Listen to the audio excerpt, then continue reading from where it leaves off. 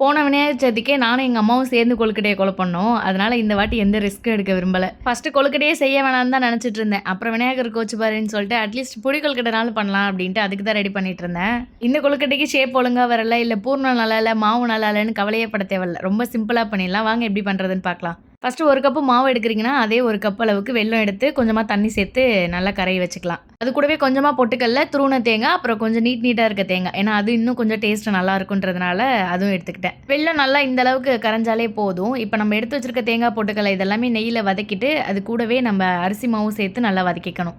கொஞ்சமா உப்பு போட்டுட்டு நல்லா மிக்ஸ் பண்ணி விட்டு ரெடி பண்ணி வச்சிருக்கோம் இல்லையா வெல்லம், அதையும் கொஞ்சம் கொஞ்சமா சேர்த்து மிக்ஸ் பண்ணிக்க வேண்டியதுதான்.